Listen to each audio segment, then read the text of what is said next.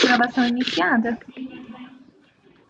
Bom dia, conselheiros. Nós estamos iniciando aqui a sessão da primeira turma ordinária da terceira Câmara desse CARF.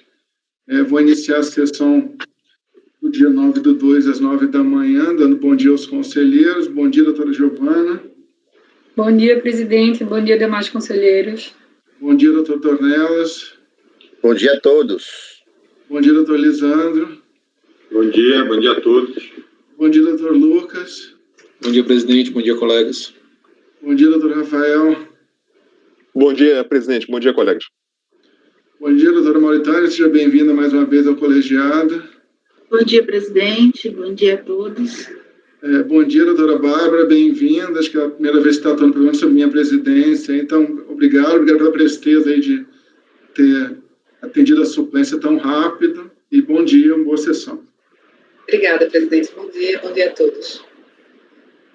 Bom, então eu vou já pregoar o primeiro processo. O primeiro processo nós já temos a sustentação oral. Na verdade, são dois itens que são do mesmo contribuinte, relatoria da doutora Giovana. Então, em julgamento, itens 1 e 2 da pauta Fazenda Nacional Recorrente, interessado contribuinte Embraer S.A., relatoria da doutora Giovana. Patrícia, acho que pode convocar o patrono que deve estar presente para entrar na sala, por favor. Ok, presidente, farei a convocação.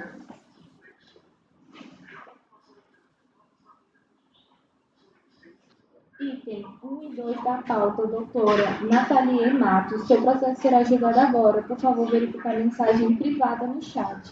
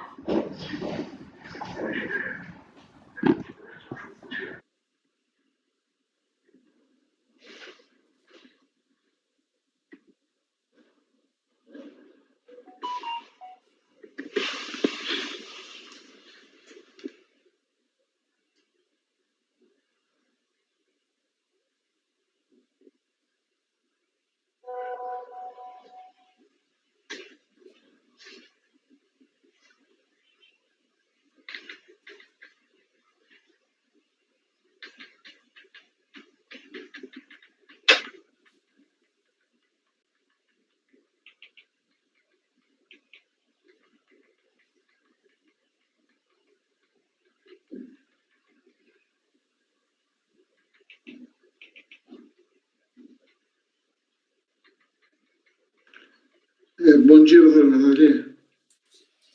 Bom dia, senhores, como vão? Tudo bem. Doutora Nathalie, a doutora Giovana vai fazer uma relatoria. Ela disse que parece que o processo é relativamente simples. Então, depois, se a senhora quiser fazer os 15 minutos, efetivamente, obviamente é permitido, mas aparentemente será um caso que é só algum adendo, efetivamente, a relatoria dela e tal. Então, ela propôs isso. Eu vou abrir para ela relatar. A senhora fica à vontade depois, se quiser fazer algum acréscimo, ou se quiser usar os 15 minutos, aí, obviamente, é permitido. Até seriam 30 minutos, né, porque são dois processos. Então, o que ela reparou... eu não sei, a senhora é a patrona dos itens 1 e 2, né? Então, 1 e 2, exato.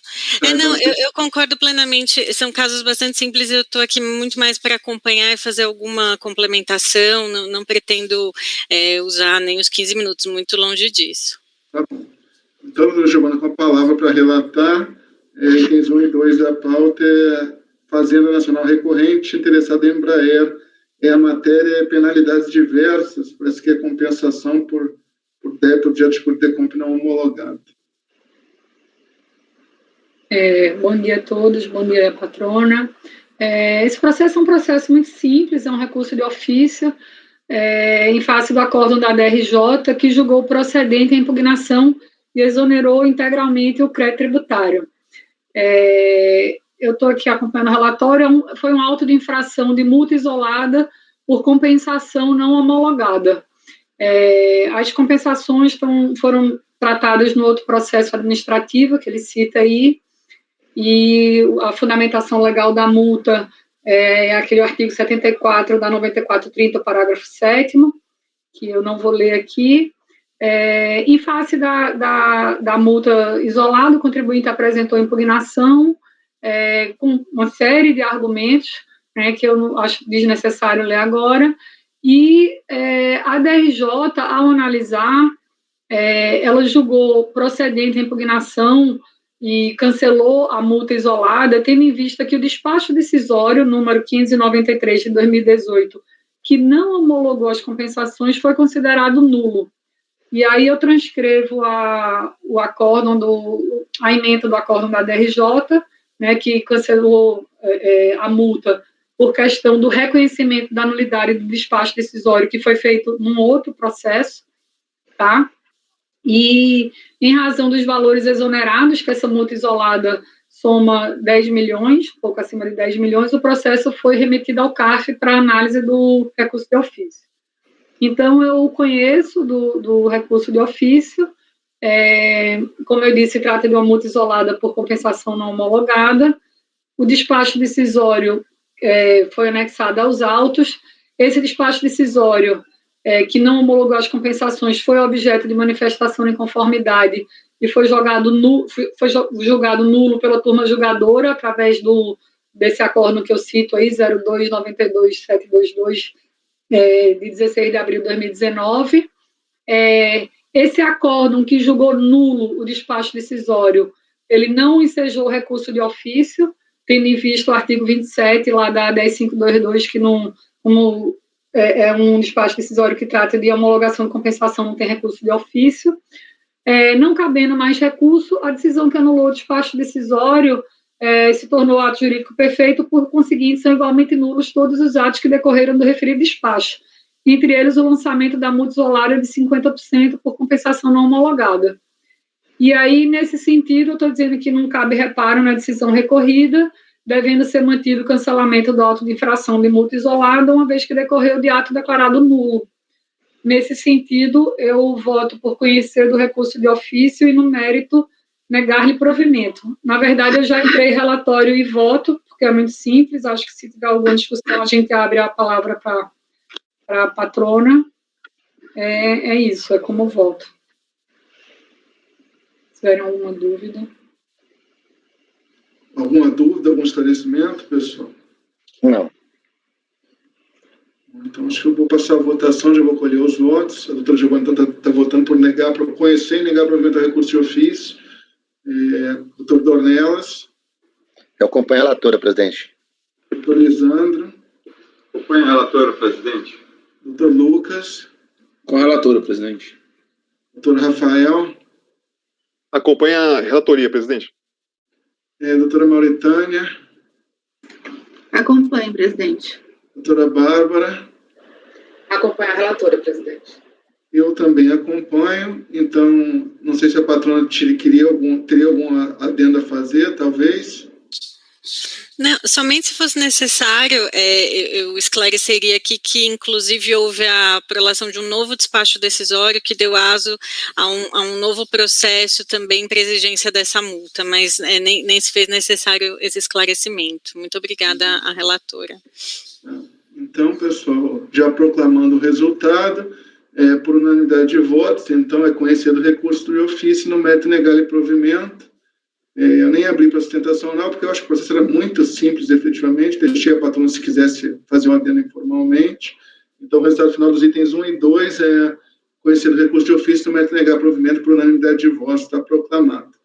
Obrigado, doutora Natália. Desculpa o atraso aí, que a gente teve um percalço aí de um conselheiro dos contribuintes que esteve ausente de última hora por questão de saúde.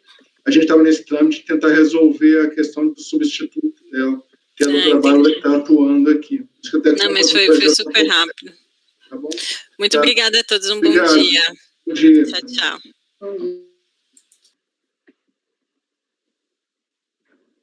Bom, pessoal, então acho que agora a gente tem uma outra sustentação oral. São os itens. Patrícia, acho que agora a gente tem o item 14 da pauta, né, do doutor Lisandro. Eu acho que são 14 e 15 a mesma patrona, né? Isso, presidente. Então, acho que eu vou apregoar o processo e a seguir convocá-la para a sala de reunião, tá? Então, pessoal, seguindo aqui na pauta de prioridade de sustentação oral, são os itens 14 e 15 da pauta agora, que são os próximos agora da manhã que tem sustentação. O contribuinte é Miller Hering Empreendimentos e Participações, nos dois processos, eu do doutor Lisandro. O tema é compensação de valor recolhido indevidamente. Então, Patrícia, você pode convocar a patrona, por favor? Ok, presidente, farei a convocação.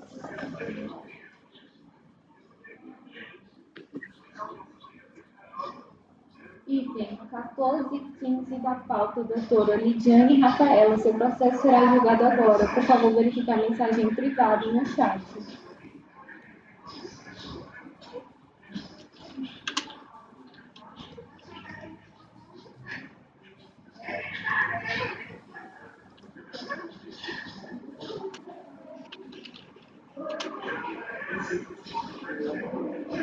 Pati, é o seu salto.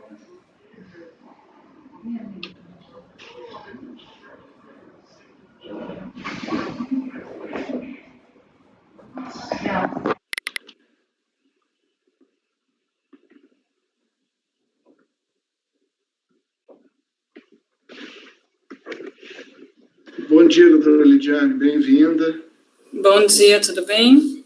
Tudo bem, nós vamos começar então, eu vou passar a palavra ao doutor Lisandro, que vai fazer a relatoria do processo, depois o senhor tem direito até 30 minutos de sustentação oral, conforme o tempo, porque são 2 processos, se quiser usar, fique à vontade, senão, normalmente, porque como são 2 processos, normalmente a gente abrevia um pouco o prazo, não sei se são complexos ou não os processos, mas fica a seu critério aí. Então, vou passar a palavra ao doutor Lisandro, depois de sua sustentação oral. Muito obrigada. Com a palavra para a relatoria, itens 14 e 15, Miller Hering, compensação de valor recolhido indevidamente. Bom dia, senhores. Bom dia, doutora, patrona. Só queria perguntar se está todo mundo com a minuta. Mundo, né? Ok. O processo é relativamente simples, os dois. Então, eu vou me permitir resumir, mas, ao final, eu vou ler os detalhes do relatório. Posso esquecer alguma coisa, e aí após eu passo a palavra à doutora patrona. Bom, é uma compensação de saldo negativo do RPJ do primeiro trimestre de 2004, e a fonte desse saldo negativo seria o imposto de renda retido na fonte. E já foi deferido parcialmente pela VRJ, eram 2 recolhimentos, 2 débitos, e um foi catado por decurso, né, homologação tácita. E quanto ao outro, verificar no saldo negativo a procedência dessa retenção ou não. Então, é uma questão de avaliarmos aqui a prova que aponta na direção de haver essa retenção ou não. Então, é basicamente isso. Agora, vou ler rapidamente.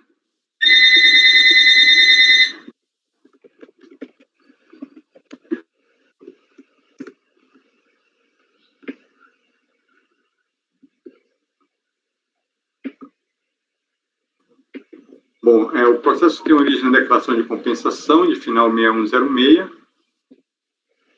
Ela é lastreada em crédito saldo negativo do primeiro trimestre de 2004, oriundo de retenção de imposto de renda formalizado em 4 de 1 de 2005. A formalização da compensação, no valor de R$ 37.000,297. A unidade de jurisdição da Secretaria da Receita Federal, em razão de não ter sido validadas as retenções, não homologou as compensações. Indeferiu a restituição. Ao ser cientificado dessa decisão, o sujeito passivo apresentou a manifestação no qual alegou erro no preenchimento da EDI-PJ e que o saldo negativo tinha origem no IRR fonte de aplicações financeiras retidos pelos CNPJs. Ele dá os 2 CNPJs no valor de R$ 2.000 e R$ 5.000, somando R$ 37.613. Aduziu ainda que as compensações declaradas se encontravam homologadas tacitamente. A DRJ julgou parcialmente procedente a manifestação de conformidade para reconhecer a homologação tácita das declarações formalizadas antes de 16 de 6 de 2005.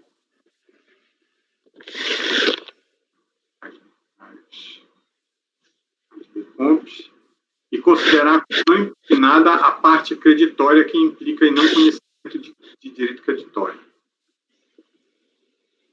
Cientificada dessa decisão, o contribuinte apresentou recurso, onde argui cometer erro no preenchimento da DIPJ 2004, ao não indicar o IRRF, sobre aplicações financeiras. Ele aqui procedeu à retificação dessa DIPJ em 4 oportunidades, e que havia juntado a manifestação de conformidade, que foi dirigida à DRJ, os comprovantes de rendimentos, e eles listam os 2 comprovantes de retenção na fonte das aplicações financeiras.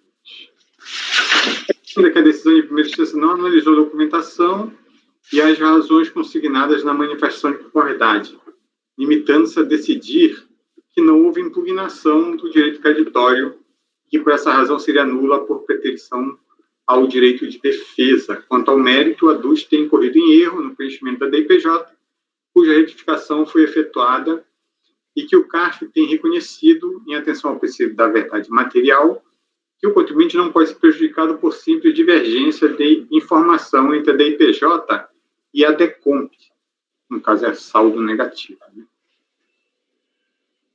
E no mérito, homologar a compensação. Bom, esse é o relatório, presidente.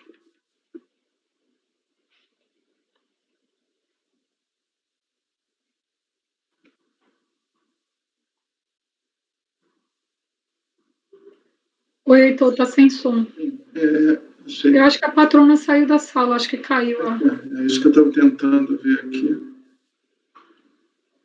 Vamos aguardar um pouquinho, né? Porque não tem como chamá-la. Ela primeiro perdeu o vídeo e depois acho que caiu de vez, né? Achei que ela tinha desligado a câmera, eu fiquei com ela com o I1 aqui um tempo, mas depois realmente agora ela não está nem mais presente. Vamos esperar uns 2, 3 minutinhos, ver se ela retorna.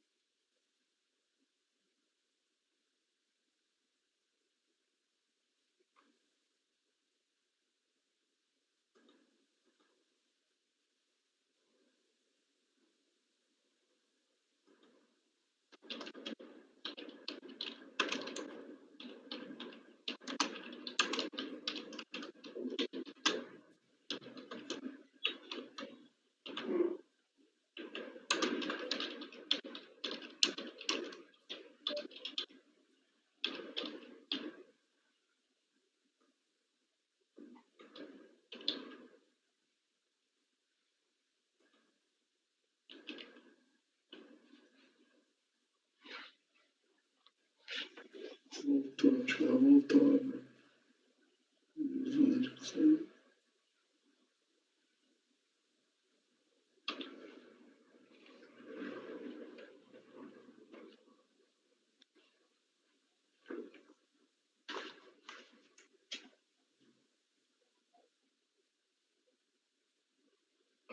O Heitor não poderia, o apoio, mandar um novo link para a patrona, não? Como é que o link é o mesmo, né? Não, pelo menos uma mensagem. Patrícia. Presidente, eu perdi o contato com ela, nem na sala de espera ela tá. Imaginei. Deve ter perdido a internet. De todo jeito, pelo voto do relator, não acho que não vai ter nenhum prejuízo para ela.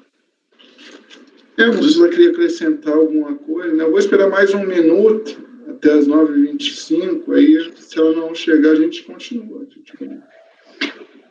Para vocês, a imagem está toda hora sumindo de todo mundo? Não. Só me aparece, não? A minha está ótima. Agora, Mauritânia, você pode, para melhorar a conexão, você pode ir lá nos 3 pontinhos, lá em cima você colocar gerenciar a qualidade, Bárbara também. E depois você baixa a definição. A minha já está assim. Eu faço logo quando entro também.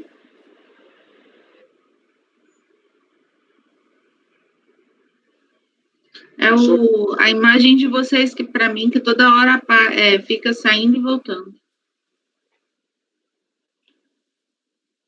É porque só como a portaria fala em esperar 5 minutos, eu gosto pelo menos de é até 5, né, que fala na portaria que a gente deveria guardar. Mas eu gosto de dar uma tolerância até uns 4, efetivamente, para depois não haver nenhum tipo. Vai ter que registrar em ata que ela estava presente depois ficou ausente na reunião. Então, na verdade, tem um complicômetro que seria melhor que ela voltasse. Mas, óbvio, passados os 5 minutos, eu não vou poder ficar guardando aquilo mais que isso, entendeu?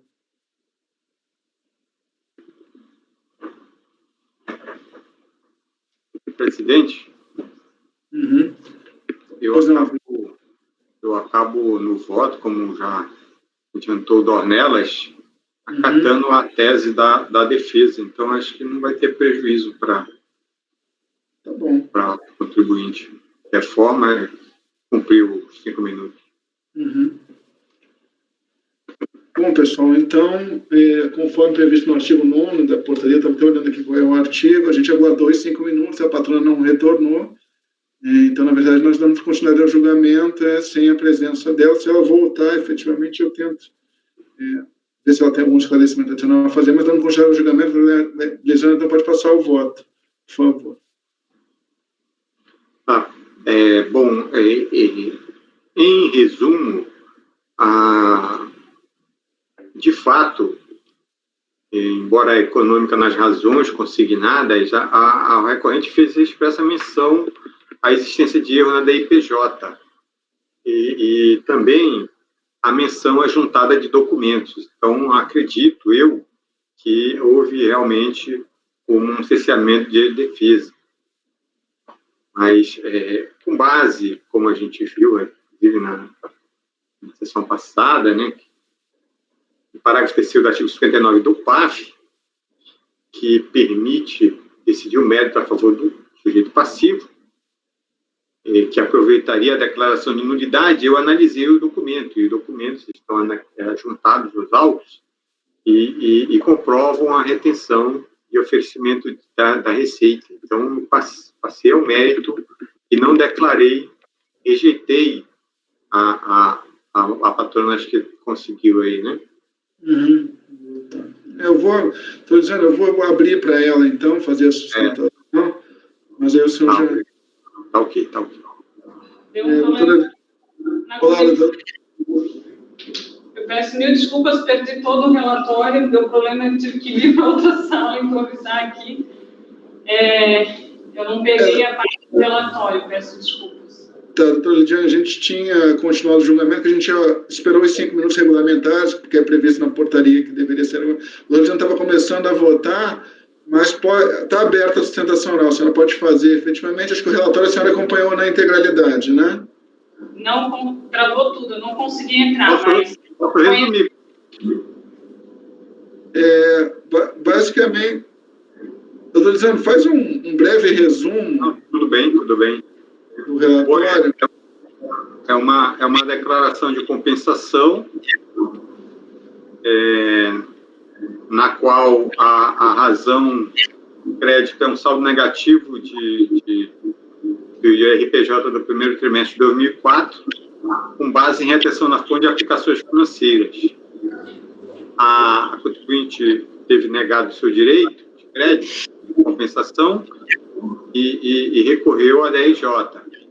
E a DRJ homologou apenas parcialmente por conta de uma homologação tácita. E, ao recurso voluntário, o contribuinte alega que houve cerceamento de defesa porque a DRJ não analisou os seus documentos, não entrou no mérito e apenas analisou questões de direito e homologação tácita. E, por isso, pede a anulação do acordo da DRJ ou o deferimento do seu pedido com base na análise aqui pelo próprio CAF do mérito do recurso. É isso. Acho que os dois processos são períodos diferentes, mas é a mesma matéria. Doutora Lidiane, então está aberta a palavra aí para a senhora fazer a sustentação oral. Acho que o relatoria está bem claro, é um caso em que não se analisou documentação na primeira instância, está se alegando que a decisão seria nula por isso, e também, caso não seja assim entendido pelo colegiado, que se verifique os documentos para dar provimento ou não no recurso por causa do jeito que a história existia ou não. Mas fique à vontade aí, tem 15 minutos. Se a senhora precisar de adicionais em relação a isso, como são 2 processos, aí a senhora avisa, por favor. Não sei se vai ser necessário, não, mas fique à vontade aí. Obrigada, presidente. Obrigada pela oportunidade. Peço desculpas novamente. O problema de tecnologia, às vezes, a gente não tem o controle. Justamente, muito provavelmente, os 15 minutos serão suficientes, porque os casos são idênticos, embora muito parecidos, né, de períodos diferentes. São processos administrativos. A glosa foi justamente porque, no despacho decisório de ambos os processos, a informação que foi apresentada ao contribuinte é que não teria sido comprovada a retenção na fonte, né? Então, o crédito é saldo negativo e realmente é uma prova indispensável nesse caso. E nas manifestações de inconformidade, o contribuinte, ele suscitou 2 pontos específicos, né? De uma forma abreviada, mas ele justificou que, de fato, haviam divergências entre a DIPJ e o PERDCOMPS, né? Mas juntou documentação probatória para realmente demonstrar a existência do crédito, informe de rendimentos, DIPJs que foram retificados no período, e, além disso, suscitou a decadência em relação à possibilidade de o fisco rever, então, os procedimentos que ele havia efetuado. A DRJ, como já foi relatado, julgou parcialmente procedente, reconheceu, de fato, a decadência em relação a algumas DECOMs, mas na propriamente dita, ela entendeu que o contribuinte não havia iluminado efetivamente essa parte, né? Então, por isso que a recorrente inaugura os seus recursos falando da nulidade do acordo da DRJ, porque, de fato, tem documentos no processo, em todos os processos, informes de rendimento, como eu volto a falar, DPJ, esclarecimento que houve divergência, né, no preenchimento, né, porque quando vem o despacho decisório, o contribuinte tem que realmente avaliar o que ele fez e tentar identificar os possíveis erros, né. Então, a recorrente pugna pela nulidade do acordo com base no artigo 59, inciso 2 do decreto 7235, porque, de fato, houve a preterição do direito de defesa ao não analisar esses documentos, o argumento de defesa da recorrente, né? Em relação aos defeitos que a recorrente identificou que poderia ter justificado a não comprovação das retenções por parte do fisco, né? No processo 2010-72, ela identificou que na DIPJ do período, na ficha 12A, ela não destacou a retenção do trimestre. Ela fez a retificação da DIPJ para fins de constar essa retenção. No PERDCOMP, relacionado a esse processo, ela também identificou uma outra falha. Quando ela foi indicar as fontes, por um lapso, ela indicou apenas uma fonte que teria feito a retenção, e, na verdade, foram 2, Link Boston e Crédito Vale, né? Então, esses errinhos ela realmente identificou. Mas os documentos realmente dão suporte para comprovar a existência do crédito. E no outro processo, o 2010-28, o único erro que ela identificou, de fato, foi que na DIPJ, exemplo da DIPJ anterior, ela também não destacou no segundo trimestre de 2003, que é o período do direito creditório, a retenção na ficha 12A. Mas até um detalhe importante, que em ambas as DIPJs constavam na ficha 53, realmente, as informações sobre os rendimentos financeiros e as retenções que foram sofridas, então, pelas fontes, né? Mas essa documentação também está no processo, foi juntada por ocasião da manifestação de conformidade. Então, a recorrente reforça que essa ausência de análise, né, por parte da DRJ, dos erros que foram suscitados, os documentos que foram juntados, né, além de negar a prevalência do princípio da verdade material, que realmente deve pautar os processos administrativos, também dispensou, não fez prevalecer os artigos 165 e 170 do CTN, que prevê a possibilidade de o contribuinte recuperar aquilo que pagou indevidamente, inclusive por meio de compensação, né? Então, para fazer um resumo, a recorrente reitera os seus argumentos do recurso, principalmente o pedido de nulidade do acordo, do retorno dos autos para novo julgamento, ou que o CARF realmente se manifeste a respeito dessa documentação e visualize que, de fato, o direito creditório está comprovado nos autos, a fim de homologar tanto as decompes quanto os pedidos de restituição, ou o retorno dos autos, então, para a origem, né, para avaliar a validade do crédito que foi aproveitada pelo contribuinte. Então, eu agradeço a oportunidade, devolvo a palavra ao ilustre presidente. Obrigada. Bom dia a todos. Lisandro, pode passar o voto, então, se o senhor já tinha começado. E depois, se tiver algum debate de esclarecimento, antes de escolher a votação, a gente segue o trâmite regimental normal e a gente faz os debates posteriormente ao voto. Fica à vontade, então, doutor Lisandro, para votar já. Bom, senhores, então,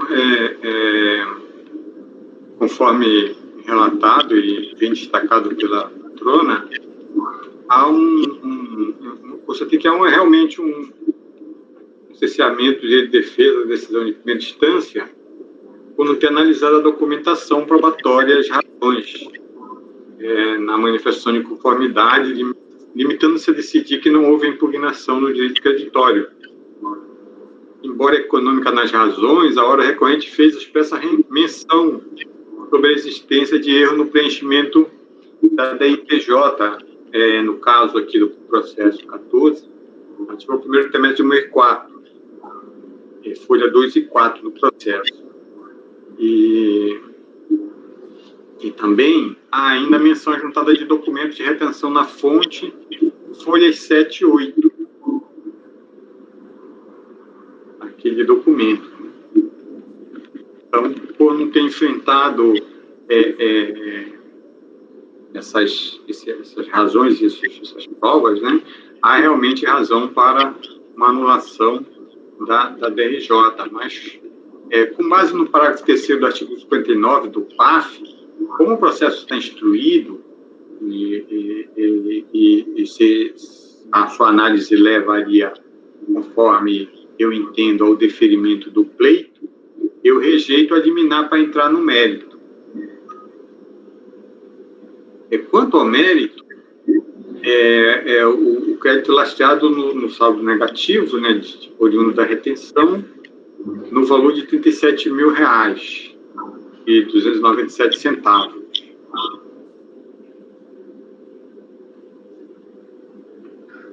Bom, houve o reconhecimento de homologação tácita já na primeira instância. Então, pende ainda o litígio sobre o crédito da PRT Conta final 6106 e as compensações dele decorrentes, né, e pedido de restituição de final 0071. Como ressaltado por ocasião da interposição do recurso voluntário, o sujeito passivo noticia a ocorrência de erro no preenchimento da DIPJ, foi objeto de retificação na folha 211 e 295, apurando um saldo de R$ 37.613,10 no primeiro trimestre do calendário de 2004, conforme ficha 12A. E a existência de documentação comprobatória bem podida na fonte sobre as aplicações financeiras, folha 70 a 71. O erro deve ser conhecido pela autoridade administrativa para corrigir o lançamento anterior, conforme o artigo 147 e 149 do CTN. Bom, aí eu cito aí uma jurisprudência do CAF, acatando essa apresentação, essa comprovação do erro na declaração da DIPJ, e analisando os comprovantes de rendimentos juntados recorrente, a DIPJ retificadora, no caso, resta de forma indubitável a demonstração da existência do saldo negativo do primeiro trimestre de 2004 no valor de R$ 37.613, isso é, até o limite dos valores comprovados constantes nos status das aplicações financeiras. Aí emitida no CNPJ das duas aplicações financeiras, das instituições financeiras. Então, em razão da demonstração do saldo negativo, com base na documentação comprobatória, legítima, comprovante de rendimentos e aplicações financeiras, eu voto por dar provimento ao recurso para reconhecer o indébito no primeiro trimestre de 2004 no valor de R$ 37.613, do qual deverá ser deduzida a parcela do crédito consumida pelas compensações homologadas tacitamente e reconhecida na decisão de primeira instância. Como voto, presidente? Bom, pessoal, então o autorizando está dando provimento ao recurso. Ele entende que, na verdade, apesar de haver nulidade no recorde de primeira instância, os elementos dos autos dá para se reconhecer o direito creditário analisado. Não sei se tem algum esclarecimento, alguém quer debater algum aspecto. Então, eu estava só dando uma olhada, conselheiro Lisandro, uma dúvida. A retenção, eu já vi que ele comprovou, e tinha a receita financeira declarada compatível com a retenção, só para confirmar. Você, acho que falou aqui, né? Isso, eu só não citei as folhas aí, né? Citei só a folha. Tá, mas citou aqui. Não, tranquilo, estou tranquila para votar. Alguém tem alguma dúvida, esclarecimento adicional, pessoal? Então, vou passar a colher os votos. A doutora Giovana. Eu acompanho o relator. Doutor Dornelas. Eu queria só na parte positiva do voto, só sugerir para Lisandro, em vez de rejeitar a preliminar, você deixa de acolher a preliminar nulidade, por causa do artigo citado, e no mérito dá provimento ao recurso. Eu acompanho o relator. Doutor Lucas. Acho que o Rafael, presidente. Na verdade, acho que seria o Lisandro, mas agora vai você. Tá certo. Eu acompanho o relator. Doutor Rafael. Acompanha a relatoria, presidente. Doutora Mauritânia. Com o relator, presidente. Doutora Bárbara. Com o relator, presidente. Eu também acompanho o relator. Então, agora eu já vou proclamar os resultados em 14 e 15, que são idênticos, porque eu estou atualizando o relator e a patrona também. Então, o resultado ficou por unanimidade de votos, não apreciar a preliminar de nulidade, em função de que se está dando provimento ao recurso. Então, o resultado final é por unanimidade de votos, dá provimento ao recurso voluntário. Nós temos o voto do relator sem apreciação de preliminar de nulidade, por força de estar dando provimento no mérito. Então, obrigado, doutora Lidiane. O resultado é esse, dá provimento aos dois recursos. Agradeço aí sua presença aí. Eu que agradeço. Muito obrigada. Bom dia, pessoal. Bom dia. Presidente, o 16 também não é da Miller? É engraçado, o pessoal veio sustentação oral aqui para mim do 14 e 15. Mas é outro assunto. Patrícia. É outro assunto, não se comunica com esse. Por isso que eu acho que ela não pediu a sustentação. Vai jogar na ordem separada, tá, Patrícia? Então, pessoal, vamos voltar à ordem da pauta. Então, agora, 1 e 2 a gente já fez. Seria o 3 e 4, mas eu acho que o 3 e 4 seria o doutor Dornelas, foi retirado da pauta. Né, o 3 também? Deixa eu ver aqui. Acho que só o 4, não? Não, aqui eu tenho 3 retirado da pauta, solicitação do patrono, Eternite. A pauta anotada consta isso. O 3 saiu também. Saiu também. Então, okay. 3, 4. Então, próximo da pauta, até para vocês saberem, pessoal, acho que na verdade a sustentação oral essa foi a última de hoje, o próximo acho que é de amanhã de manhã. Então, acho que como a gente está com a pauta meio curtinha agora de manhã, porque teve muitas saídas de pauta, a sustentação oral venceu rápido, talvez a gente, em algum momento, a gente comece a adiantar os da tarde de hoje, porque não tem sustentação, tá? Mas o próximo a ser julgado é o item 5, já estou apregoando, a contribuinte é Isnalda Leite da Silva, o relatório do Dr. Lucas Esteves, é o relator. A matéria é lucro arbitrário por falta de situação do livro caixa por optante do lucro presumido. Então, doutor Lucas, item 5 em julgamento, Isnalda Leite, a palavra para a relatoria, por favor. Obrigado, presidente. Bom dia a todos. Trata o presente processo de auto de infração de RPJ, CSLL, PIS e COFINS relativo ao período de apuração do ano calendário de 2006, no valor total de 199 mil, incluídos multa de ofício e juros de mora. No lançamento referente ao RPJ apurado com base no lucro arbitrado, encontra-se registrada a seguinte infração: receita operacional omitida, revenda de mercadoria. No relatório da ação fiscal, eu trago as folhas, a autoridade autuante consignou que foi intimado o contribuinte, né, para apresentação das suas declarações, e depois de intimado informou que as vendas se referiam a sucatas de cobre e alumínio, anexou cópias das notas fiscais avulsas relativas às vendas que efetuou e emitida. Ela fazia tudo isso como pessoa física, tá? Então, como a fiscalização verificou que era de forma reiterada, ele gerou um CNPJ de ofício e colocou lucro arbitrado, lucro presumido. Constatando que as vendas são normais e regulares, portanto, não eventuais, comercializadas indevidamente pela pessoa física, a sua tributação deve ser realizada pela pessoa jurídica. Por conta disso, foi gerado CNPJ.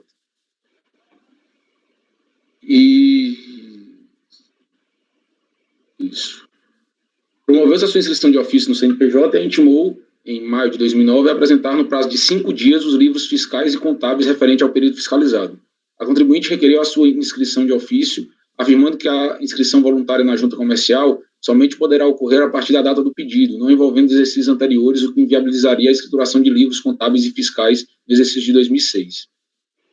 A inscrição do CNPJ foi aberta de ofício em maio de 2009, assim comprova sua impossibilidade material, segundo a contribuinte, de possuir os livros solicitados desde o ano calendário de 2006. Atendeu prontamente à fiscalização, entregando todas as notas fiscais relativas ao faturamento, dispondo também de documentos alusivos aos custos e todas as demais despesas necessárias à tributação pelo lucro real. Entretanto, não foi concedido prazo razoável para, após a inscrição, proceder à escrituração dos livros, uma vez que a impugnante, antes de escrita, não pôde escriturar formalmente e legalmente esses livros que dependeriam de sua inscrição prévia no CNPJ. A autoridade atuante partiu da receita bruta existente nas notas fiscais apresentadas. O arbitramento é medida extrema que somente deve ser utilizada pela autoridade lançadora se comprovadamente não existirem meios que viabilizem a apuração do lucro real. Isso é a argumentação do contribuinte. A atividade do lançamento é vinculada e obrigatória, devendo-se determinar a matéria tributável, calcular o montante do tributo devido e, sendo o caso, procurar a aplicação de penalidade cabível. A autoridade atuante procedeu a um lançamento tributário defeituoso, segundo o contribuinte. A matéria tributária não estaria determinada com certeza, devendo ser anulado o lançamento. E tem a questão da base de cálculo pretendida para a tributação do PIS e da COFINS, que não teria cabimento com base no entendimento do STJ, no RESP 501628 de Santa Catarina. E ela pede nulidade do lançamento. Ao tratar da questão, a DRJ julgou improcedente em decisão assim emendada que eu vou pedir licença para não ler. Inconformado, o contribuinte apresentou recurso voluntário, repisando os argumentos defendidos na impugnação, requerendo a preliminar de nulidade do auto de infração e no mérito da improcedência do lançamento. Passando ao voto, o recurso é tempestivo e atende aos demais requisitos para sua admissibilidade. Por isso eu dele conheço. Eu trago aqui uma fundamentação de mérito, mas eu peço para pular aqui para um pedaço que está verde, que eu trago uma proposta de diligência. Por quê? O lançamento é RPJ, CSLL, PIS e COFINS. Em relação especificamente ao PIS e a COFINS, segundo as notas fiscais, de fato, ela estaria vendendo sucata de alumínio. No que se refere à venda de sucata de cobre para o contribuinte optante pelo lucro real, há que ser levado em consideração o previsto nos artigos 47 e 48 da Lei 11.196, a saber. Fica vedada a utilização de crédito que trata o inciso tal, nas aquisições de desperdícios, resíduos ou aparas de plástico, de papel, cartão ou de cobre, de ferro ou aço de cobre e níquel. O artigo 48 traz a incidência da contribuição para o PIS e da COFINS fica suspensa no caso de vendas de desperdício, resíduos ou aparas, de que trata o artigo 47 desta lei, para a pessoa jurídica que apure imposto de renda com base no lucro real. Ou seja, se o comprador for lucro real e você estiver vendendo sucata, ele não incidiria PIS e COFINS. Estaria suspensa essa incidência. Afirma o recorrente que as pessoas jurídicas adquirentes, e ela traz aí o cartão CNPJ dos adquirentes, e tem nas notas fiscais, seriam essas três empresas: Superligas Metais, Grano Cobre e Alcicla, Indústria e Comércio LTDA. Seriam exploradoras do ramo atacado de metalúrgica e seriam todas tributadas com base no lucro real, o que geraria a suspensão da incidência do PIS e da COFINS ora exigidos. Em que pese estar relacionado aos autos do processo cartão de CNPJ das empresas adquirentes, não se tem condições no âmbito do julgamento de segunda instância de averiguar qual seria o regime de tributação dessas empresas, razão pela qual eu entendo ser necessário que a autoridade de origem confirme qual o regime de apuração das pessoas jurídicas abaixo no ano calendário de 2006, no ano onde ela sofreu a fiscalização. Eu trago aqui os nomes e os CNPJs das empresas que adquiriram essa sucata. Se faz imperioso esclarecer que os artigos 47 e 48 da lei tal começaram a produzir seus efeitos a partir de 1º de março de 2006, conforme o artigo 132.5c do referido diploma legal, sendo crucial a informação do regime de tributação para os fatos geradores praticados a partir da vigência da norma. E aí eu trago aí a parte da vigência da norma.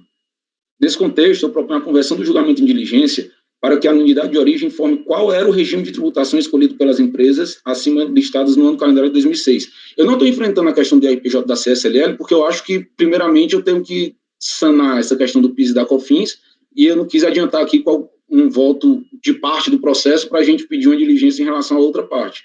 Então, em resumo, o objetivo aqui é verificar se, de fato, essas empresas adquirentes estavam no lucro real na época da aquisição dessa sucata, e se estiverem, aí, eventualmente, enfrentar o mérito para afastar ou não a incidência exclusivamente de PIS e COFINS, né? Em relação à questão do RPJ do CSLL, eu me deixo de apreciar no momento, porque acredito que a diligência seria prejudicial nesse sentido.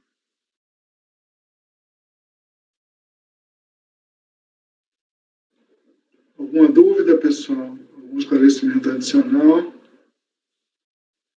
Então, vou passar para colher os votos. O doutor Lucas está opinando pela conversão em diligência do processo, para ver o regime de tributação dessas empresas que ele listou no voto. Doutora Giovana, então. Eu estava aqui pensando, eu fiquei na dúvida se seria relevante essa questão pelo fato de o contribuinte não ter sido tributado pelo lucro real. Ainda que eu entendo que essa suspensão seja justificada para a venda para contribuintes tributados pelo lucro real, mas desde que ele também seja tributado pelo lucro real. E aqui ele foi no arbitrado, não é isso? Isso. Porque ele não, naquele prazo que ele considerou exíguo, ele não tinha escrituração. Aquela história, pode ser que a gente faça a diligência, mas se a gente entender que, de fato, deveria ter sido lucro arbitrado, eu acho que essa suspensão do PIS e da COFINS estaria prejudicada, né? Mas, na verdade, o artigo 48, Giovana, fala a incidência do PIS e da COFINS fica suspensa no caso de venda para a pessoa jurídica que apura imposto de renda com base no lucro real. Por isso que a minha dúvida é se o adquirente, essas 3 empresas que ele dita que foram adquirentes da sucata de cobre, eram tributados pelo lucro real, porque se o adquirente fosse, não incidiria PIS e COFINS. Na verdade,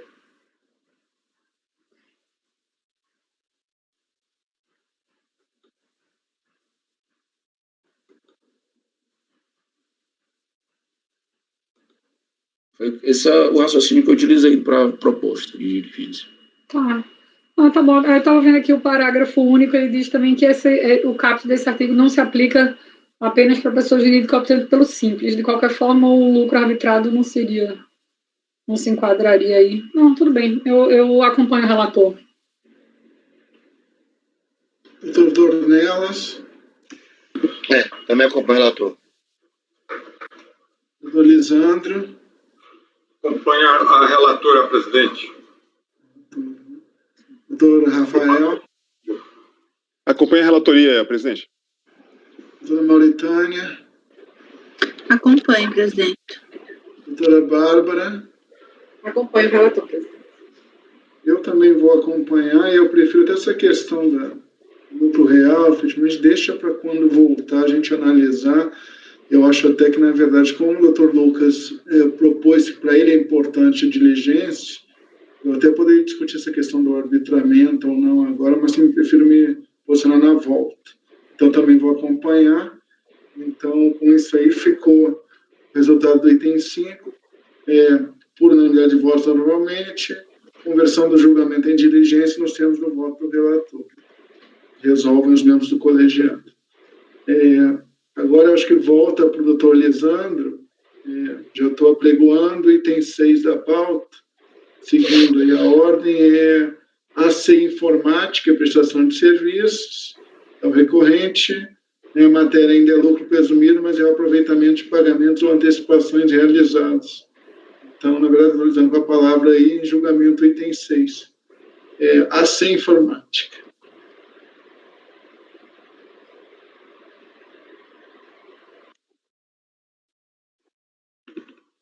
A minuta está na pasta T, eu gostaria só saber se está todo mundo com acesso à minuta. Bárbara? Sim. Recebeu aí, né, Bárbara? Bom, o processo não é muito extenso, então eu vou me permitir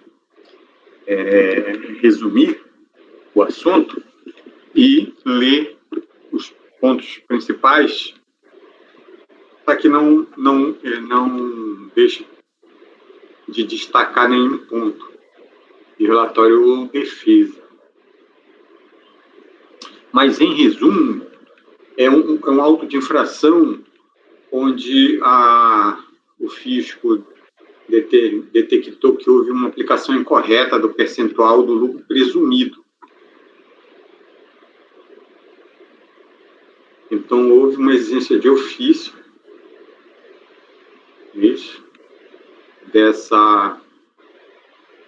desse valor faltante com multa e juros. Em impugnação, o sujeito passivo ele afirma concordar com o lançamento referente ao principal, ou seja, essa parte não está em discussão, não esteve em discussão na DJ, entendo, não está em discussão no CARF. Ele traz como elementos de defesa, como argumentos, tanto para a DRJ quanto para o CARF, basicamente 3 pontos.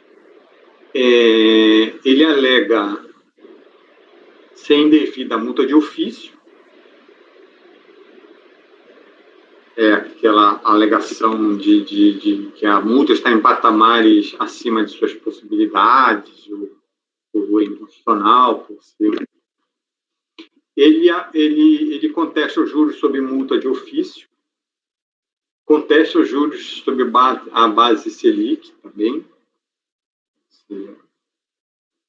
Nós temos súmula, inclusive, no CARF para essa matéria. E também, em relação ao PIS/COFINS, ele entende que os valores por ele devidos foram retidos pelas fontes pagadoras. Então, não caberia uma autuação desse PIS/COFINS retido. A DRJ julgou improcedente a impugnação em razão do juros Selic estarem pacificados, cita inclusive a súmula CARF, número 4, a multa de ofício decorre de lei, o PIS e COFINS estavam declarados em DPJ, mas não confessados em DCTF. Então, essa foi a razão da fiscalização ter computado, e a fiscalização computou as retenções na fonte. Cientificado dessa decisão, o contribuinte apresentou recurso voluntário, onde ele repete os argumentos da impugnação e diz que, por ele ser prestadora de serviços públicos, a instituição pública, os valores de PIS e COFINS seriam retidos integralmente pelas fontes pagadoras.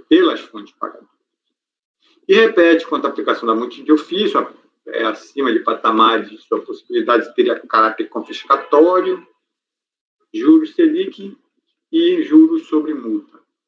Então, basicamente, ele repetiu os mesmos argumentos levados à DRJ. Bom, é esse o breve relatório, presidente. Posso passar para o voto? Acho que sim, né? Está bem claro. Juros Selic, efetivamente, multa de ofício, ele acha gravosa demais, e a questão do PIS/COFINS retido. Alguém tem algum esclarecimento, algum debate adicional queira travar? Então, doutor Lisandro, pode passar o voto, sim. Bom, eu vou apreciar os argumentos da manifestação do contribuinte de acordo com os tópicos. O primeiro tópico é em relação aos valores exigidos de PIS e COFINS, no qual a recorrente entende que o auto de infração deve ser cancelado em razão dos valores terem sido retidos na fonte. Ele aduziu esse mesmo argumento lá para a impugnação. Só que ele não junta elementos probatórios que suportem esse fato. Então, além de já ter tido uma requisição lá, como relatado pela DRJ, onde ele faz uma alegação, mas não traz, porque poderia haver um valor retido a mais, a menos, por uma fonte que não foi apreciado, mas ele não traz nenhum documento, então fica difícil. Né? O ônus seria dele para que se o valor, comprovar de que o valor possivelmente retido fosse maior ou menor.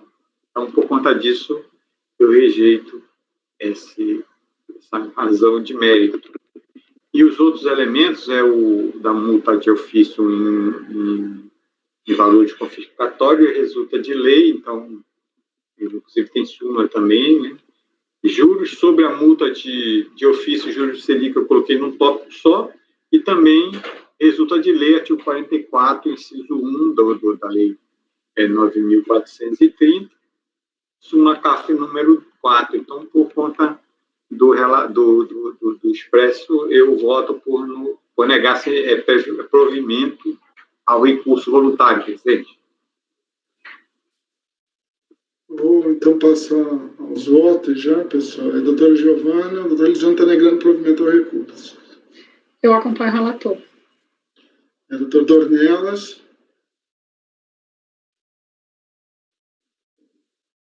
Acompanho o relator.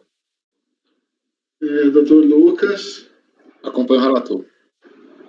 Doutor Rafael. Acompanho a relatoria, presidente. Doutora Mauritânia. Acompanho, presidente. Doutora Bárbara. Eu passei uma vista rápida no processo, também não vi nenhum documento relevante juntado pelo recorrente, então eu acompanho o relator. Eu também vou acompanhar o relator. Então, item 6 da pauta, o resultado por unanimidade de votos, negar provimento ao recurso voluntário. Assim, informática. Seguindo aí na pauta, pessoal, a gente teria o item 7, Catete Construções de Serviço Limitado, mas como era a relatoria da doutora Bianca, o processo está sendo retirado de pauta por ausência justificada da doutora Bianca por questões de saúde. O item 8 seria do doutor Lisandro, a relatoria também foi retirado de pauta por solicitação do patrono. 9, idem. 10 também. 11 também retirado de pauta. 12 também. Então, chegou o próximo a ser julgado, é o item 13 da pauta, ainda doutor Lisandro, que seria o relator, que é o relator na realidade, né? Então, doutor Lisandro, é o processo em julgamento, agora o próximo na ordem da pauta é Líder Táxi Aéreo, Air Brasil. A matéria parece que é uma compensação de valor recolhido indevidamente em sede de Perdecomp. Então, vou dizer uma palavra para relatar o item 13 da pauta.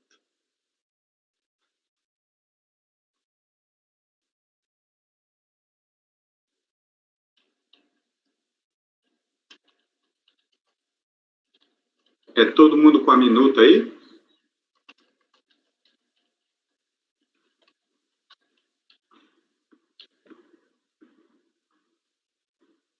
Bom, então, como é adiantado pelo presidente, é uma compensação, né, onde o contribuinte apresentou DECOMP lastreada em crédito saldo negativo de RPJ, formado exclusivamente com imposto de renda na fonte no calendário 2005.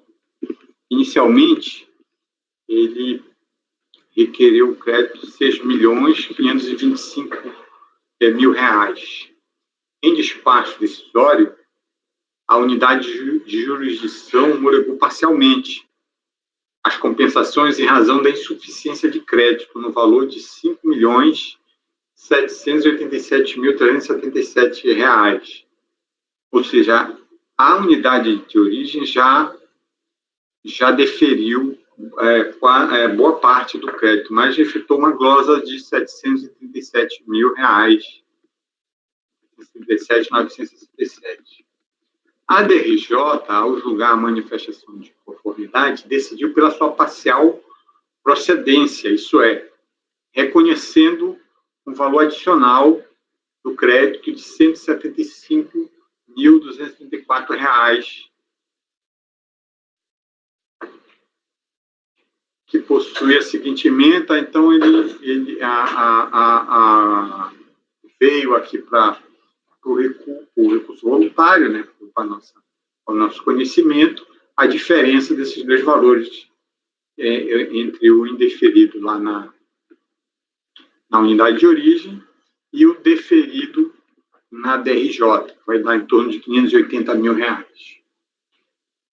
Cientificado a decisão de primeira instância, o sujeito passivo interpôs recurso. Ele alega que algumas fontes pagadoras não informaram os valores do IRRF nas suas declarações de DIRF, que a recorrente não pode ser prejudicada, que a DRJ, não obstante a recorrente ter apresentado os documentos de arrecadação, ou seja, os DARFs de recolhimento, né, comprovariam essas retenções, a DRJ entendeu que não houve a comprovação das retenções devido que formou o saldo negativo e que as retenções alegadas estão registradas. Bom, e ele alega também que as retenções estão registradas na sua escrituração contábil. Como exemplo, cita essa retenção da CNPJ 23983. Ele alega ainda erro de preenchimento no comprovante anual de retenção pelo contribuinte. Esse outro CNPJ 33000. A partir dessas alegações, por entender totalmente comprovadas as retenções pleiteadas, ele requer que seja reformada parcialmente a decisão de primeira instância, e a homologação, ele fala parcialmente porque a DRJ já concedeu parcialmente o crédito. Então, ele está dizendo parcialmente, não reformar integralmente, porque o recurso é parcial, né? Por conta do deferimento parcial. Mas ele está requerendo crédito todo. Bom, posso passar para o voto, presidente? Alguém tem alguma dúvida, pessoal, algum esclarecimento a fazer? Pode passar o voto, doutor Lisandro. Bom, pessoal, basicamente, então, a análise de documentos da retenção e, como destacou a Giovana, se as receitas foram declaradas, já que o CARF tem um entendimento. Eu acho que tem até uma súmula, sabe, de que, apesar de que eu não coloquei aqui, mas de que, mesmo que não haja DIRF, mas que se houver documento suficiente de que comprove a retenção e a declaração de rendimento, então o que é importante é a comprovação da retenção, não é isso? Bom, as razões do recurso contra a decisão de primeira instância dizem respeito ao não conhecimento da parte remanescente do imposto de renda na fonte que formou o saldo negativo de 2005, no calendário. Isso é o valor de R$ 562.732,62. A autoridade julgadora de primeira instância realizou análise dos pedidos formulados pela contribuinte e segregou aqueles em que julgou que o IRF não estava comprovado.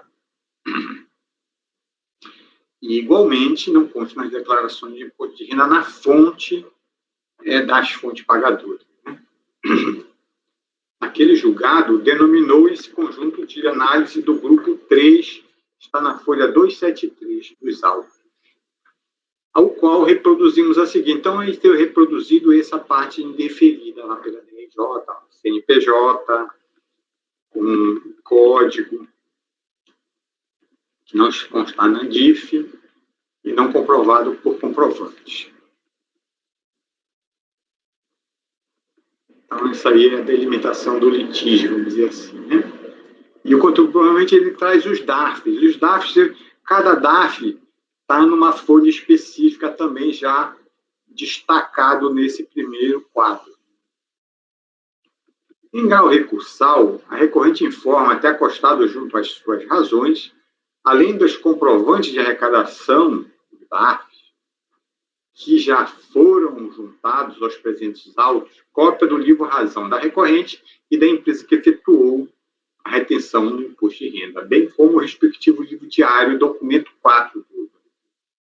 Cita como exemplo a retenção efetuada pelo CNPJ 23983, que em 4/1/2006 efetuou recolhimento de 246, acho que esse é o maior valor, sob o código 3249. E os registros de crédito na conta mútuo e o débito em impostos a recuperar, ou seja, nos lançamentos na contabilidade. Em relação às demais retenções não admitidas pela autoridade julgadora de primeira instância, a recorrente não fez nenhuma consideração ou referencial documental na peça recursal, apenas a consigna na afirmação genérica juntada aos comprovantes, mas anexa os comprovantes. Bom, da análise desses comprovantes ao recurso voluntário, denominamos como documento 4, cópia de livros contábil da recorrente e das fontes pagadoras, bem como dos comprovantes de arrecadação, estão a folha 392-454 dos autos.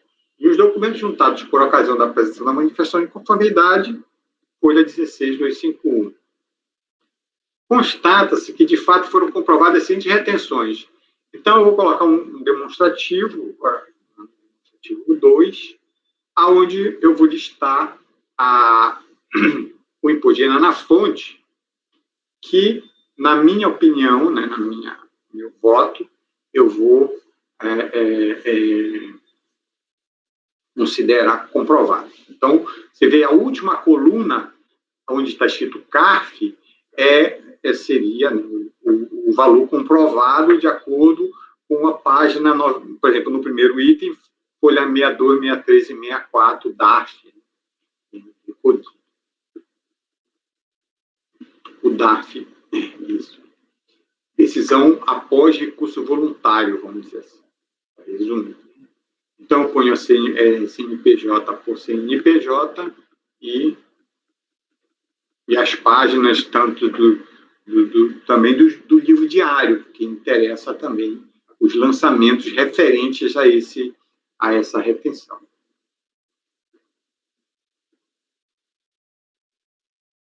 Assim, restando, aí eu vou somar, deu 528 desses valores que entendi estarem comprovados, o direito de acréscimo.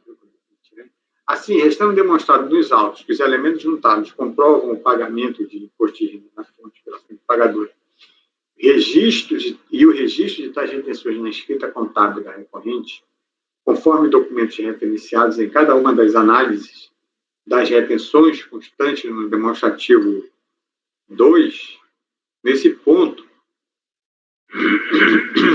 considero dar provimento parcial ao recurso voluntário para reconhecer adicionalmente como saldo negativo do ano calendário 2005 o valor de 528.783.12, que é a soma lá daqueles valores.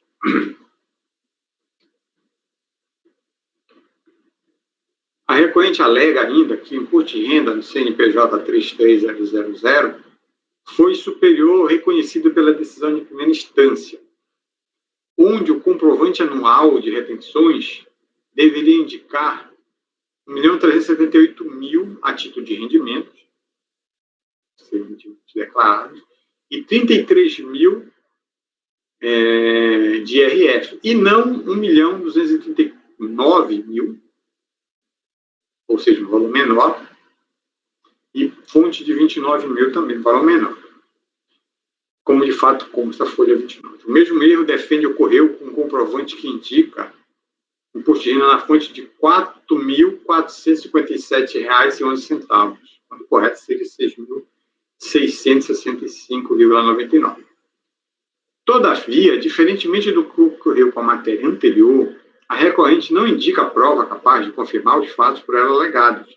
A indução narrativa desprovida de indicação clara das provas pela recorrente não se reveste de argumentos válidos a infirmar a decisão recorrida, pois deve estar acompanhada de provas. Então, para esses, aí não encontrei essa comprovação.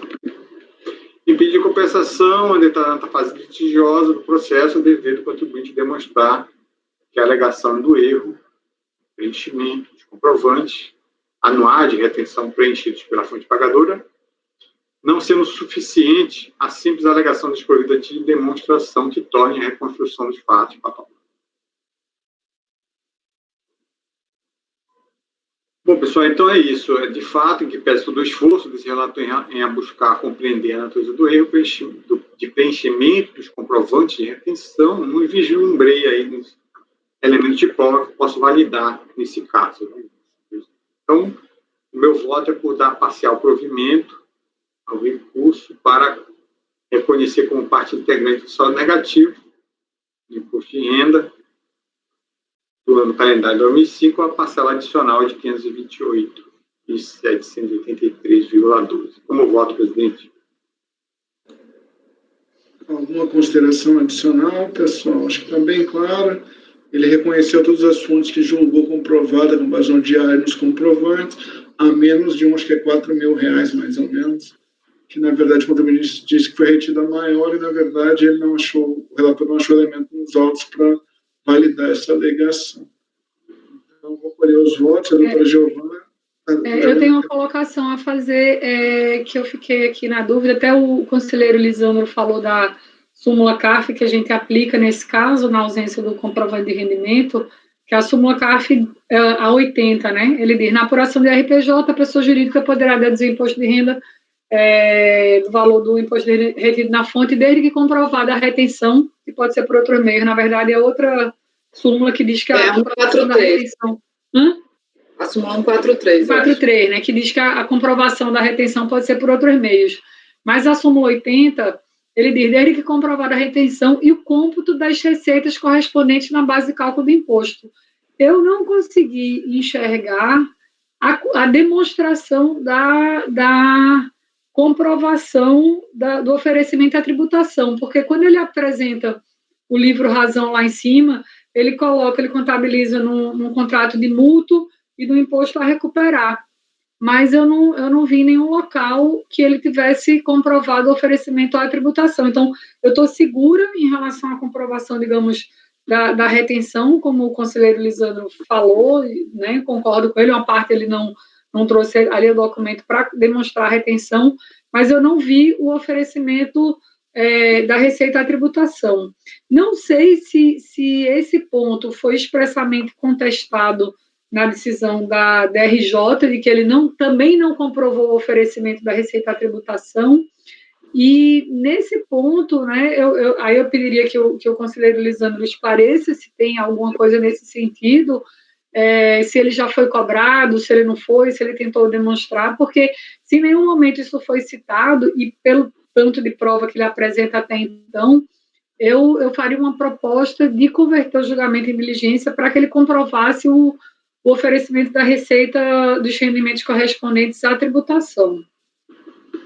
Na verdade, eu tinha entendido, não sei, a doutora Lisandro vai esclarecer, que, na verdade, quando ele bota aqui informado em DIPJ e DECOMP, na DIPJ estariam esses valores corretamente, não só a retenção lá naquela ficha lá do final, mas também no rendimento, né? Agora, eu não sei, a doutora Lisandro esclarece melhor. É o que eu tinha entendido desse quadro aqui. Ele coloca um quadro assim, informado em DIPJ e DECOMP, entendeu, doutora Giovana? Eu tinha entendido que esse informado em DIPJ estava abrangendo a receita, a tributação lá da ficha 12, efetivamente, lá, ou da anterior, e também a retenção. Então, mas a doutora Lisandro pode esclarecer se está realmente na DIPJ esses valores ou não. É o que eu tinha entendido. Esse informado DIPJ e DECOMP, eu entendi que estava na DECOMP e na DIPJ completa o rendimento, entendeu? Mas não sei se é o caso ou não, esse que é a dúvida.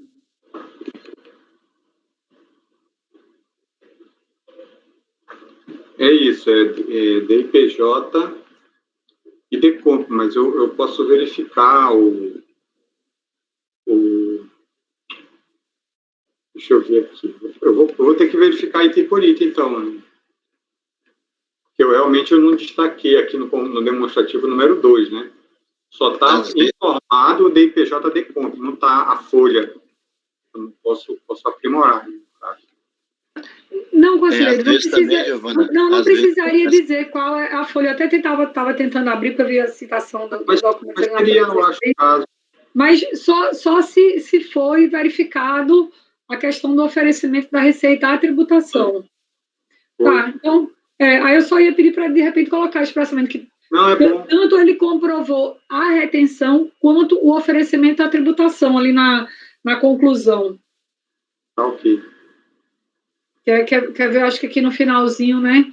Aqui toda a recorrente, assim, restando demonstrado que nos autos que os elementos juntados comprovam o pagamento do fonte pela fonte pagadora e o registro de tais retenções na escrita contábil, conforme documentos referenciados, tipo assim, bem como o oferecimento à tributação. Tranquilo.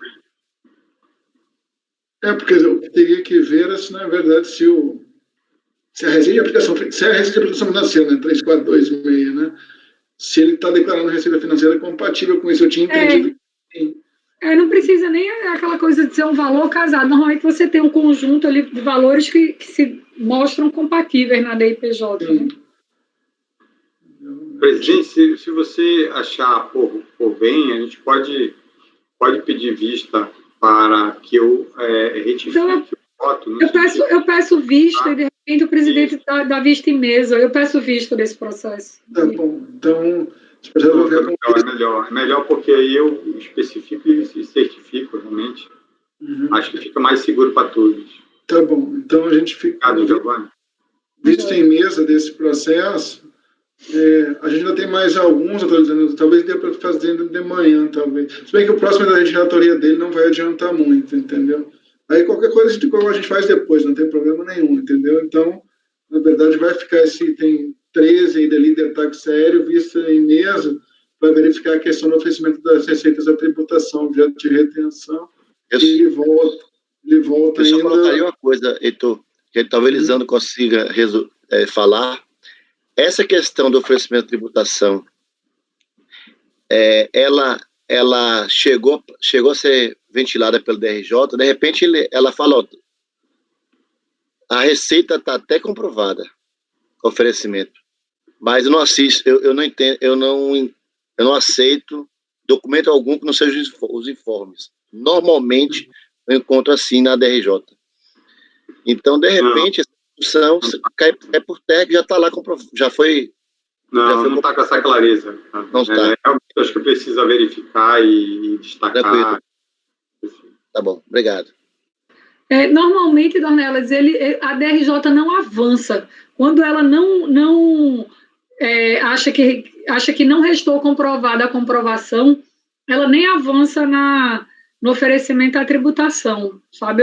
Normalmente é o que acontece. E aí, até o que eu perguntei para o conselheiro Lisandro é que se a DRJ não fez menção ao oferecimento à tributação, eu jamais negaria provimento com o tanto de prova que ele já trouxe, entendeu? Se a gente chegar à conclusão, não restou comprovado aqui o oferecimento à tributação, eu daria a chance ainda dele realizar essa comprovação. Claro, até porque até então não foi, não foi alvo de discussão, né? Pode nem negar e não pode conceder, até porque tem súmula a respeito. Porque a minha observação foi porque no mês passado eu peguei um caso muito parecido, onde a DRJ, ela inverteu, ela disse que estaria comprovado o oferecimento. Mas ok, tudo bem. Entendi. Obrigado. Beleza. Também, na verdade, tem que fazer a vista em mesa, eu acho, porque a possibilidade, eu acho que até pelo fato de ele ter registrado contabilmente, efetivamente, a chance de ter oferecido, só se não tiver batendo a DPJ com a contabilidade, mas provavelmente isso aí está registrado. É melhor a gente fazer visto em mês, que eu acho que a maior probabilidade aqui é se chegar à conclusão de que foi oferecido, entendeu? É bom olhar, porque aí a gente resolveu o processo.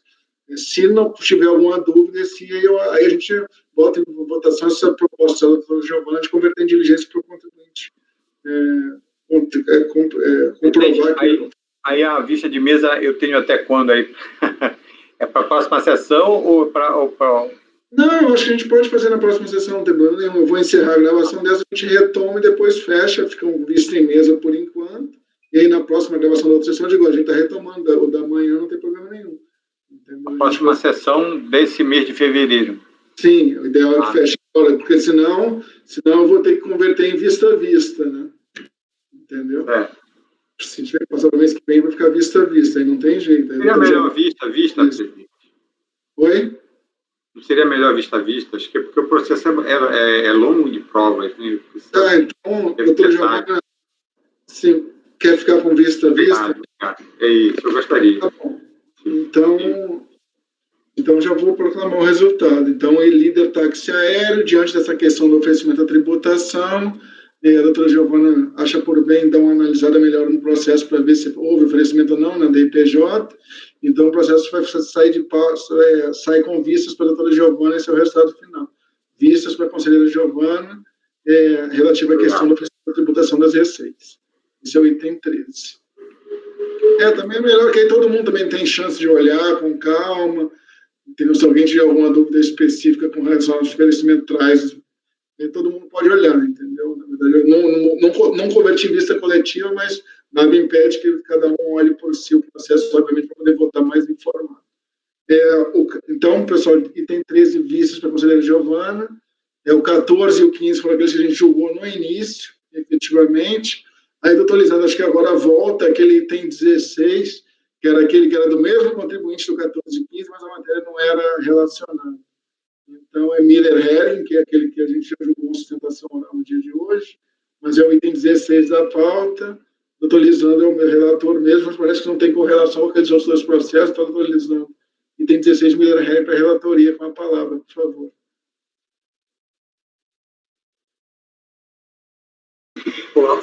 A minuta do 16 também está na faixa, todo mundo teve acesso. Bom, é um pedido de restituição acumulado com compensação lastreado em saldo negativo. Nesse ponto é até parecido com os anteriores, né? Mas o desfecho que não é o mesmo. Bom, aqui seria relativo aos primeiros trimestres de 2001. A unidade de jurisdição, em despacho decisório, deferiu parcialmente o direito creditório para limitar o reconhecimento do direito creditório aos 2 primeiros trimestres, de 27.884 e 33.798. Vocês podem ver aí a apresentação das DECOMPs, eu já coloco no primeiro parágrafo, é 21/8/2001. Então, em 21/2001, ainda estava na metade do 3º trimestre. Então, não haveria como ele pedir compensação de um saldo negativo de um trimestre que não está na metade. Não sei se já deu para ver esse ponto. Então, na verdade, esse é o mérito do processo. Ele, em dia 21/8/2001, ele já se antecipou. Eu não sei se ele pretendia, aí fica a dúvida até, né? Se ele pretendia um saldo negativo parcial, ou se ele já tinha noção de que não iria funcionar, eu não sei o que aconteceu. Se foi um erro, realmente ele não percebeu que tinha incluído o 3º trimestre, mas, enfim, que não teria como haver documentos, inclusive, porque a compensação requer uma liquidez, então não haveria como apurar um saldo num trimestre que não está na sua metade, 21/8. Então, esse é o mérito. A unidade até deferiu parcialmente os 2 primeiros trimestres, mas negou isso aí, visto que o 3º trimestre não havia encerrado por ocasião do pedido. Ao ser cientificado essa decisão, em 9 de maio de 2005, o sujeito apresentou manifestação no qual entendeu-se equivocada a decisão da autoridade local, em razão de que as compensações foram realizadas antes do encerramento do trimestre. Estas ocorreram com débitos que foram constituídos posteriormente, sem causar qualquer prejuízo ao erário. A DRJ julgou improcedente a manifestação de conformidade para a repetição do saldo negativo relativo ao terceiro trimestre, em razão de o pedido ter sido formalizado antes do encerramento do trimestre. Isso por não se demonstrar a existência de saldo negativo antes do encerramento do período. A referida decisão recebeu a seguinte emenda.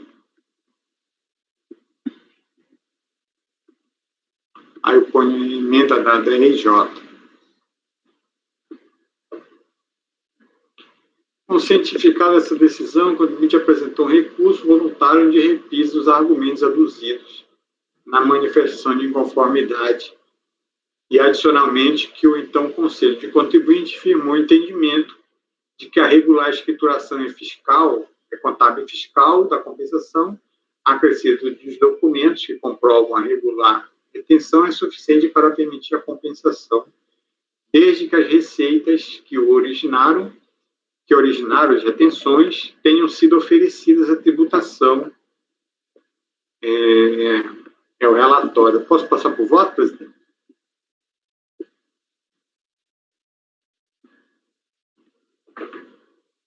Está sem som, presidente. Acho que sim. Acho que, na verdade, é o caso que ele pediu o saldo negativo dentro do próprio trimestre, né? O trimestre não estava encerrado e ele pediu o saldo negativo, formalizou dentro do próprio trimestre. Para mim está bem claro. Não sei se alguém tem alguma dúvida adicional. Então, pode passar o voto, atualizando. Eu fiquei na questão de direito, presidente. Senão, acredito que o contencioso passa a ser uma instância de averiguação de crédito. Então, eu acompanhei o entendimento da DRJ. Então, onde está o mérito? O litígio versa sobre o não reconhecimento do saldo negativo do imposto de renda relativo ao terceiro trimestre, onde o contribuinte solicita a fonte de julho de 2001, conforme informe mensal de rendimentos.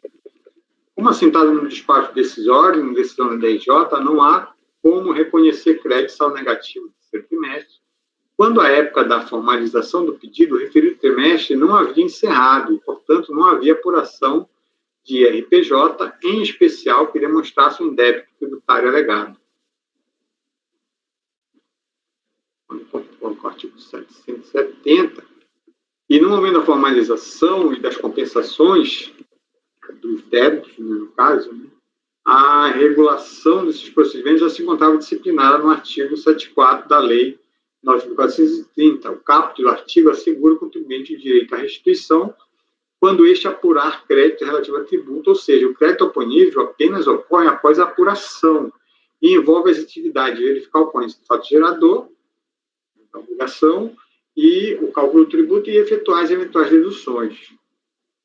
Nesse caso, caso concreto, a identificação do eventual saldo negativo no terceiro trimestre envolvia necessariamente, depois de encerrado o período de apuração do imposto, calcular o lucro real do trimestre.